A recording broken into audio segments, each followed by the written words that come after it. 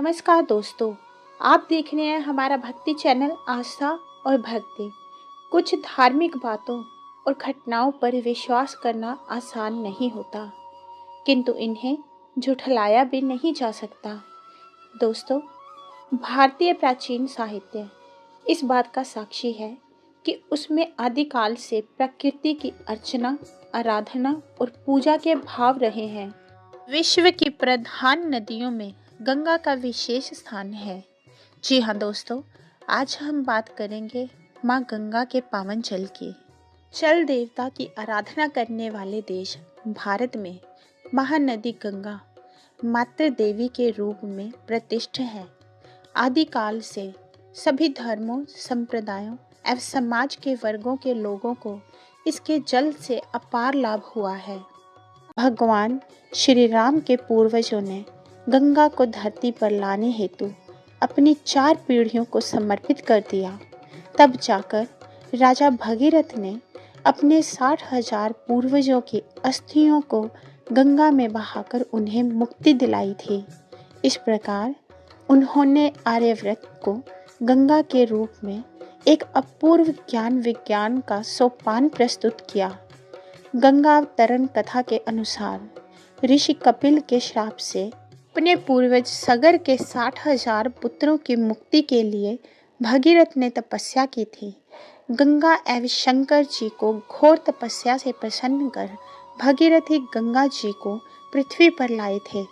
शंकर जी ने स्वर्ग से प्रचंड वेग से उतरी हुई गंगा को पहले अपनी जटा में धारण किया था और पुनः भगीरथ की प्रार्थना पर गंगा की धारा को भूमि पर छोड़ा था। तब गंगा भगीरथ के रथ का अनुसरण तथा सगर पुत्रों का उद्धार करती हुई पूर्व सागर से जा मिली थी। गंगोत्री से लेकर विक्रम गंगा सागर तक देवप्रयाग, ऋषिकेश, हरिद्वार, कनखल, गढ़मुक्तेश्वर, हस्तिनापुर, कन्नौज, कानपुर, प्रयाग, वाराणसी और पाटलिपुत्र आदि इसके साक्षी हैं। शंकराचार्य जी ने आश्चर्य के साथ कहा था, जो कलयुग के पाप यज्ञ से, दान से, अत्यंत तप से तथा ज्ञान से नष्ट नहीं होते, सब पाप हे गंगा माता तुम्हारे जल की धारा के दर्शन मात्र से नष्ट हो जाते हैं। महाभारत के नव पर्व में कहा गया है कि गंगा के समान कोई तीर्थ नहीं है तथा केशव से परे कोई देव नहीं है।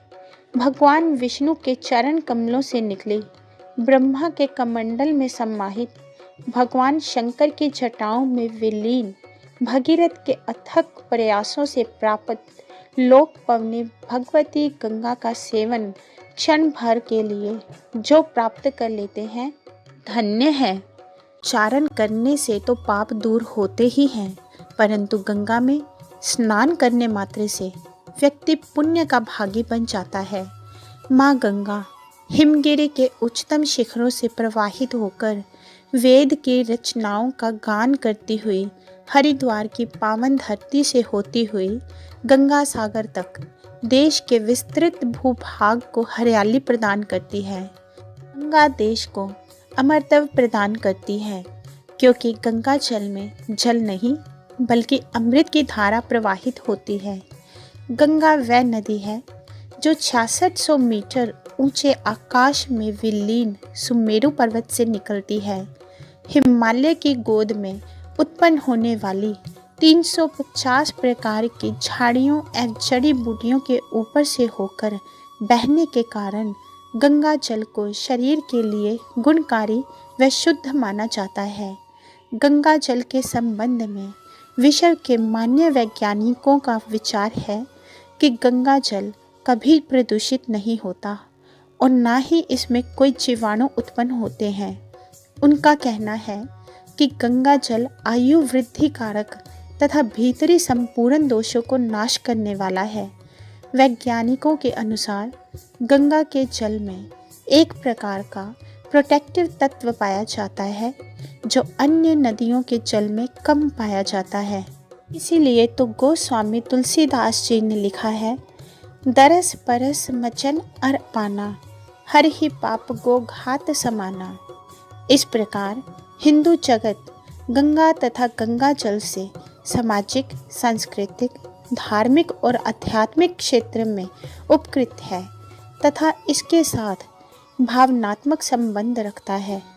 वे गंगा के दर्शन, उनके नाम स्मरण, स्नान और जल पान कर अपने तन मन को निर्मल करते हैं। मरने के बाद मुख में दिया गया एक बूंद गंगा जल स्वर्ग के द्वार खोल देता है। दोस्तों, माँ गंगा पर आधारित ये वीडियो आपको कैसा लगा? इस वीडियो को लाइक और शेयर करें ताकि ज़्यादा से ज़्यादा लोगों को माँ गंगा का आशीर्वाद प्राप्त हो सके। ऐसे ही अन्य धार्मिक कथाओं के बारे में जानने के लिए हमारा भक्ति चैनल आस्था और भक्ति सब्सक्राइब करना ना भूलिएगा।